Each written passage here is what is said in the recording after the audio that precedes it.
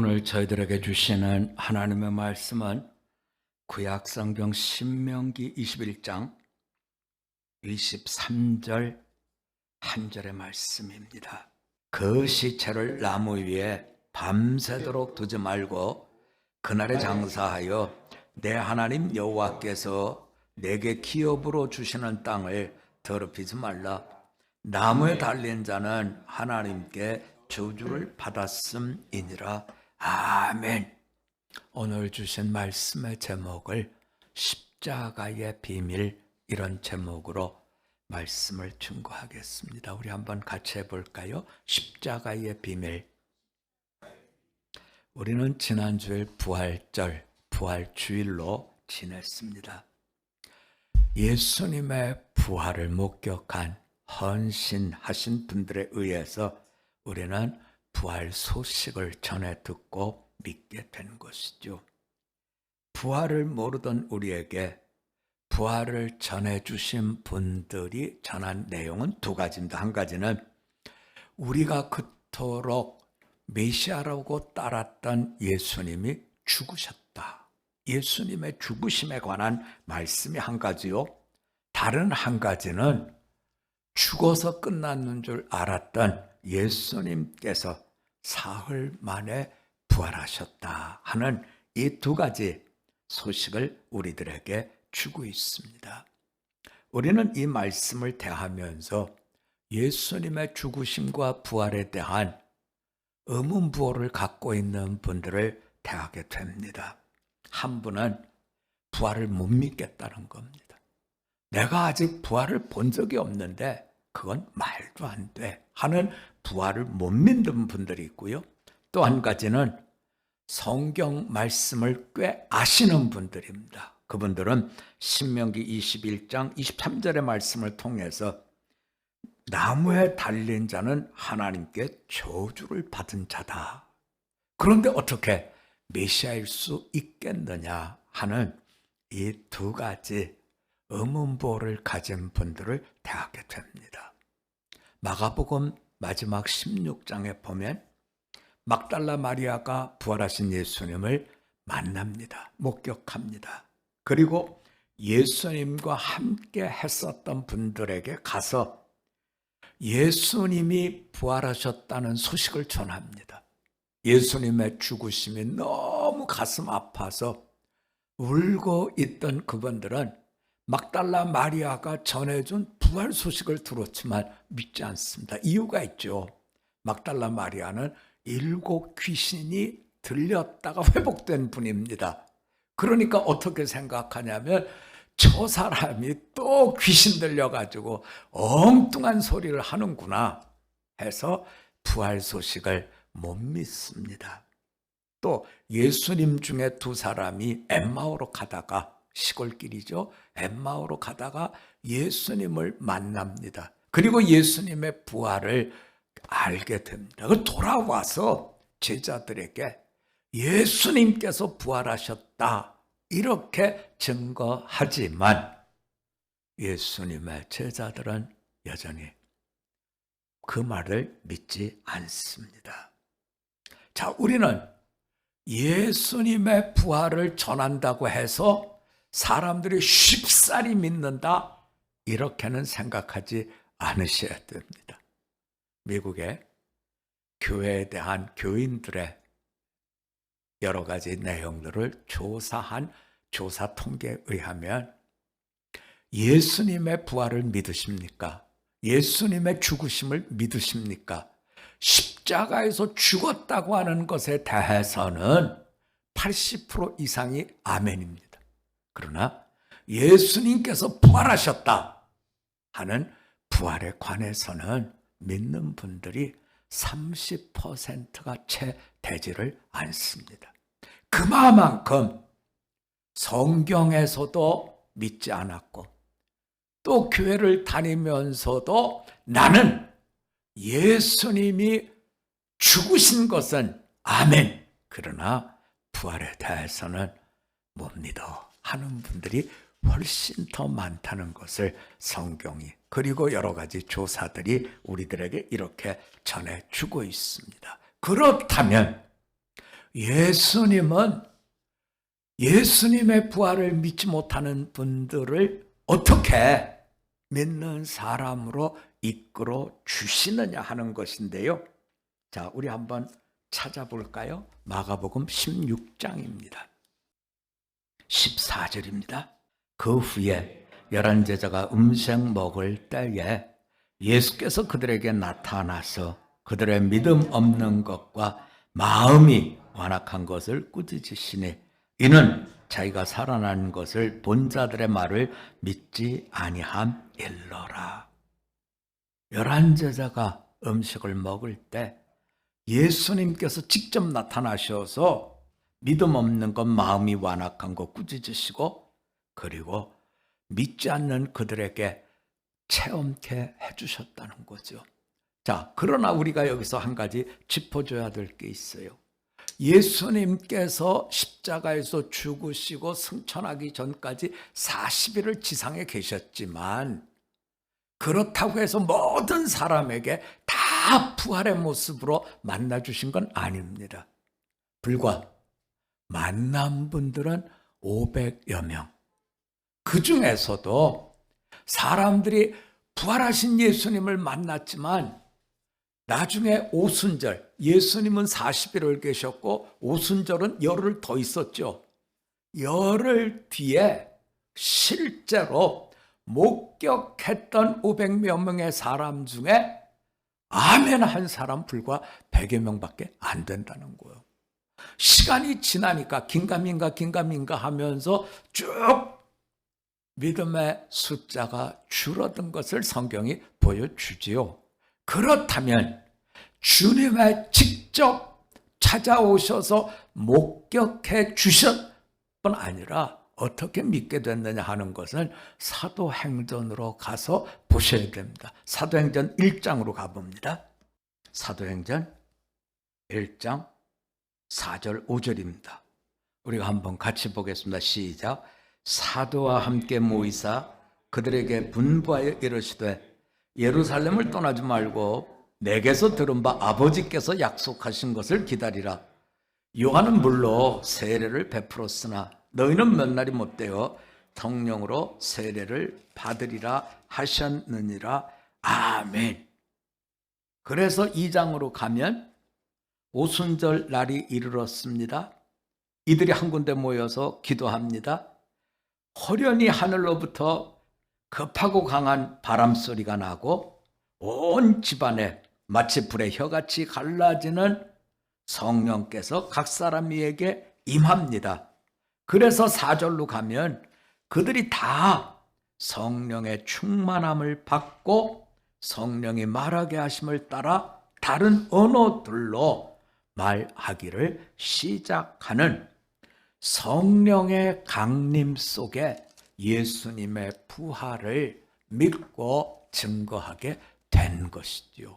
그래서 우리는 예수님의 부활을 나는 못 믿겠습니다 할 때에 이 말씀을 기억하면 좋을 것 같아요. 너희가 예루살렘을 떠나, 예루살렘은 성전을 뜻하죠. 하나님의 성전을 떠나지 말고 성령이 너희에게 임하실 때까지 예수님의 승천으로부터 오순절까지는 열흘 정도의 시간의 시차가 있습니다. 그 기간 동안 이들이 성전을 떠나지 않고 기도했을 때 성령께서 강림하셨고 성령의 강림과 함께 감동된 성도들이 예수님의 부활을 믿게 됐더라는 겁니다. 이것이 교회의 역사요. 이것이 은혜 시대의 문을 여는 생명의 말씀입니다. 그런데 또 한 가지가 있습니다. 그건 뭐냐면 오늘 저희가 신명기에서 보았듯이 그런데 자 예수님께서 부활하셨다. 오케이. 그런데 나무에 달려 죽은 자는 하나님께 저주를 받았는데 하나님께 저주를 받은 자가 하나님의 아들이요 메시아일 수 있게 성경에 있지 않느냐, 성경에 있지 않느냐 하면서 이 말씀을 유대인들은 지금도 이 말씀 때문에 예수님을 메시아로 받아들이지 못해요. 그분들은 그저 예수님을 여러 선생님, 랍비 중에 한 사람 정도로, 그것도 전적인 랍비가 아닙니다. 왜냐하면 저주받았다 생각해서 그걸 넘어서지 못하더라는 거죠. 자, 성경은 이와 같은 속에 우리들에게 예수님께서 부활하셨고 예수님께서 저주받아 십자가에서 죽으셨다고 하는 이 말씀을 우리에게 전해주고 있는 것입니다. 우리는 이 말씀, 신명기에 대한 말씀을 묵상하시면서 마음에 두셨으면 하는 것은, 신명기는 이제 두 가지 큰 변화 앞두고 말씀이 주어졌습니다. 하나는 애굽에서 나와서 광야 40년 끝에 젖과 꿀이 흐르는 약속의 땅 가나안에 들어가기 직전에, 너희가 약속의 땅 가나안에 들어가면 이렇게 살아야 된다 하는 천국인 약속 백성들의 지침에 관한 말씀입니다. 그럼 또 이 말씀을 왜 주셨느냐 하는 걸 보셔야 되는데요. 자, 광야길에서 약속의 땅으로 들어갑니다. 그것보다 눈으로 보는 약속의 땅이나 오히려 애굽의 땅을 생각해 보면 애굽이 훨씬 낫습니다. 그런 것뿐만 아니라 또 한 가지 큰 변화가 있는데, 하나는 모세의 삶이 여기까지라는 거예요. 그리고 약속의 땅에 들어가면 모세와 같은 새로운 지도자가 너희를 이끌 것이다. 그래서 나오게 된 것이 여호수아의 지도자됨이 나타난다는 거예요. 여호수아의 지도자됨은, 여호수아는 모세의 지금으로 치면 비서실장 같은 분입니다. 그러니까 늘 옆에서 보고 듣고 배웠지요. 그리고 이제는 하나님이 가르쳐 주신 지도자로서의 삶을 여호수아가 모세에 이어서 이렇게 하게 된 거지요.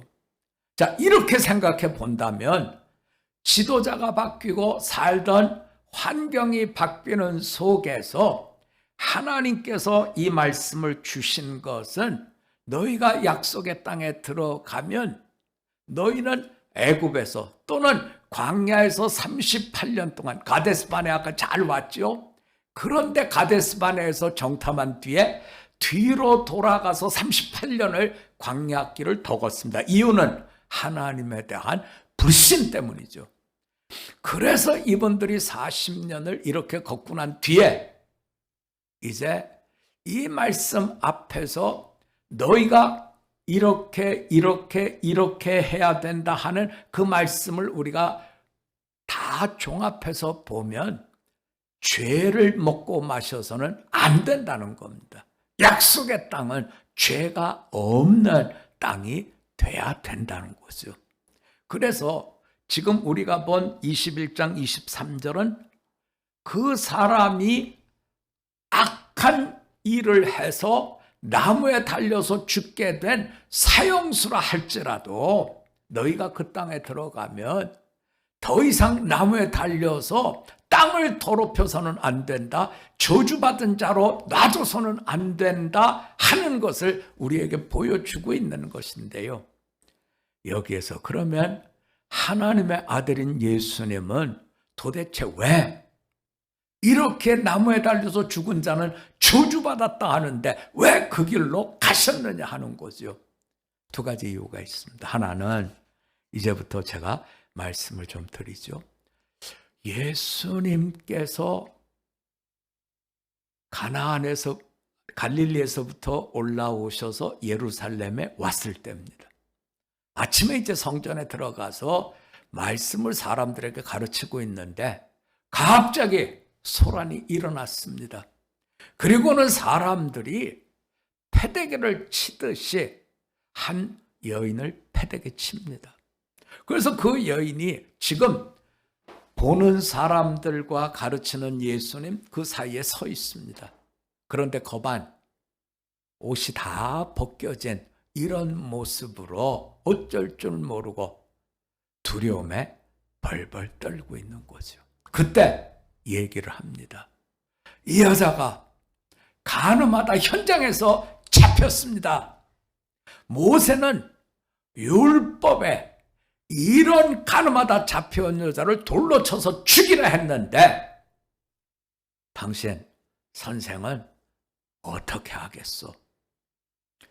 사람들은 금방이라도 돌로 쳐서 죽일 것 같이 지금 격앙되어 있습니다. 이때 예수님이 사람들에게 좀 맥 빠지는 태도를 보입니다. 갑자기 땅바닥에 앉더니 땅바닥에다 뭐라고 애들이 장난하듯이 땅에다 뭐라고 쓰는 겁니다. 그리고서는 뜬금없이 일어서셔서 너희들 중에 죄 없는 자가 먼저 돌로 쳐라. 너희 중에 죄 없는 자가 먼저 돌로 쳐라. 그리고서는 또 땅바닥에다가 뭐라 낙서하듯이 써놓습니다. 어른들부터 한 사람 한 사람 양심의 가책을 받아서 떠나고 마지막에는 젊은 사람들까지 다 떠났습니다. 시간이 꽤 걸렸겠죠. 성전에 온 사람들이 꽤 있었을 테니까요.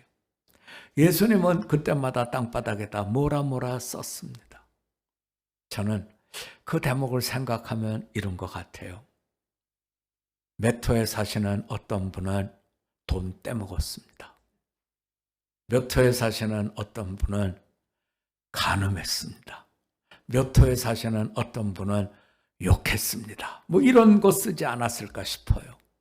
다시 말하면 우리가 나중에 하나님 앞에 갔을 때 하나님께서 펴놓으실 생명책, 거기에 기록될 우리들의 살아온 발걸음에 대한 이야기를 아마 땅바닥에서 쓴 것이 아닐까. 이렇게 해서 그들의 죄를 낱낱이 다 알게 했을 때 양심의 가책을 받은 그분들은 다 떠난 것이죠. 이제 여인과 둘이 남았습니다. 예수님께서 다른 사람들 다 어디 갔습니까? 여인이 눈을 들어서 보니까 아무도 없습니다. 그리고 난 뒤에 예수님께서 말씀하십니다. 나도 당신을 고발하지 않습니다. 정죄하지 않습니다. 이제부터는 가셔서 다시는 죄를 범하지 마십시오. 고발하지 않고 정죄하지 않고 거기에 있는 모든 사람들이 다 떠났다는 뜻은 우리 한번 같이 해볼까요? 해 아래 의인은 없습니다. 모든 사람이 다 죄인이라는 이야기죠. 다만 우리가 어떤 이야기를 들을 때 격앙되고 흥분하는 이유는 죄인의 특징 중에 하나가 다른 사람의 잘못, 이것은 요만한 티끌까지도 다 보지만 내 눈 속에 들어앉아 있는 대들보와 같은 죄에 대해서는 전혀 보지를 못하기 때문이라는 거죠. 그래서 다른 사람의 죄에 대해서는 너무나 정죄를 잘하죠. 반면에 내 죄에 대해서는 죄가 없는 것처럼 그렇게 우리는 살아간다는 겁니다. 예수님은 우리들에게 이런 모습을 알게 하시고 십자가의 죽으심으로 정죄를 받고 저주를 받으심으로 우리들의 모든 죄를 다 씻어 주신 것입니다. 더 나아가서 우리는 예수님께서 부탁하신 것처럼 우리는 이제부터는 죄를 짓지 않고 살아야 되는 이와 같은 새로운 삶을 얻게 된 것이죠. 어떻게 해야 그러면 죄를 짓지 않고 살 수 있나요? 목회를 하면서 가끔 이런 질문을 받습니다. 목사님, 예수 믿으면 죄 안 짓지요? 네, 안 짓죠. 그런데 목사님 어떡하죠? 분명히 제가 세례를 받았습니다. 그런데 세례 받고 죄를 지었는데 어떻게 해야 됩니까? 그건 제가 그러죠. 가서 하나님 앞에 죄사함을 받으십시오. 회개하십시오. 그러죠. 그런데 목사님 한 가지 회개하기 전에 묻고 싶은 게 뭔데요? 근데 어떡하죠? 제가 벌써 세례 받고 가서 회개하고 또 죄 졌거든요. 어떻게 하죠? 여러분, 이게 우리 실력입니다. 분명히 세례를 받고 죄사함 받았습니다. 그런데 또 죄를 짓습니다. 또 가서 회개했습니다. 또 죄를 짓습니다. 어떻게 해야 됩니까? 성경은 우리들에게 이런 해법을 줍니다. 자, 우리 한번 같이 해봅시다. 때를 얻든지 못 얻든지 복음을 전합시다. 자, 때를 얻든지 못 얻든지 복음을 전하라는 겁니다. 여러분, 이것은 단순히 교회가 존속하기 위한 방법 아니에요, 여러분. 제 얘기를 드리고 이제 오늘 말씀을 정리하려고 합니다. 여러분, 저는 이 동네에서 항상 웃는 아저씨예요. 웃고 있어요. 왜냐하면 제가 이 동네에서 벌써 목회한 지 30년이 넘었잖아요. 그러니까 가는 곳마다 다 저를 보면 저 사람은 목사야 하는 다 알고 있어요. 그러니까 가게에 가도 깎을 수 있나요? 가게에 가도 상대방이 나를 목사로 아는데 여러분, 제가 그분이 잘못했다고 해도 웃어야지요. 방법이 없잖아요. 자, 성경은 우리들에게 부탁합니다. 목사가 아니라도 괜찮습니다. 내가 권사가 아니라도 괜찮습니다. 내가 집사가 아니라도 괜찮습니다. 그렇지만 늘 기억하십시오. 때가 됐다 안 됐다 따지지 마시고 언제든지 복음을 전하십시오. 복음을 전하면 내가 복음을 전한 그곳에서는 사람들이 늘상 내가 예수 믿는 사람인 줄 안다는 겁니다. 내가 예수를 믿는 사람인 것을 광고하고 다니고 예수를 믿으라고 얘기하면 그 다음부터 나는 죄의 유혹으로부터 이겨낼 수가 있다는 거죠. 여기 사업하시는 분들이 계십니다만 한번 해보십시오. 내가 앉는 책상에 십자가를 놔보세요. 학교에서 일하시는 우리 교수님도 책상에 십자가를 놔보세요. 그러면 저분은 예수 믿는 분인 줄 다 알게 됩니다. 그러면 화못 내죠.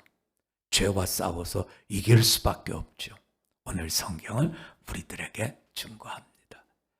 참으로 땅끝까지 이르러서 성령의 감화 감동 속에 죄와 싸워서 이기는 자의 그 길을 잘 이루어내십시오 하는 말씀을 우리들에게 주고 있습니다. 십자가의 비밀은 내가 죽어야 될 죄인인데 예수님께서 대신 죽어주셨고 우리는 주님의 죽으심으로 새로운 피조물이 되었는데 하나님은 새로운 피조물이 된 우리에게 약속의 땅, 젖과 꿀이 흐르는 그 땅에 들어가야 됨을 이렇게 보여주고 있는 것이지요. 언제든지 죄와 싸워서 주님을 기쁘게 하는 그 자리에 설 수 있는 우리 모두가 되실 수 있기를 주님의 이름으로 부탁드립니다. 우리 한번 같이 기도드리겠습니다. 하나님 아버지, 죽어마땅한 저희를 위해서 십자가의 저주, 그 죽음을 다 감당하시고 저희를 살려주시기 위해서 생명의 부활로 새로운 피조물의 길을 열어주신 것 감사드립니다. 성령님의 감화 감동 속에 내가 이런 새로운 피조물 구원받은 천국인임을 알게 하셨사오니 어디서든지 무엇을 하든지 복음을 증거하여 죄와의 싸움에서 이기는 자로 오늘을 살아가게 하여 주시옵소서. 나를 만나는 분들마다 내가 예수를 믿는 분임을 내가 전하게 하옵시고, 더 나아가서 성령님의 감화 감동 속에 생명 구원의 역사 열매를 맺을 수 있도록 은혜 덧입혀 주시옵소서. 오늘부터 주님을 만나는 영원한 시간에 이르기까지 십자가 복음, 주님 주신 생명길 잘 걸을 수 있는 우리 모두로 세워주옵시기만을 간구드리며 예수님의 이름으로 기도드립니다. 아멘.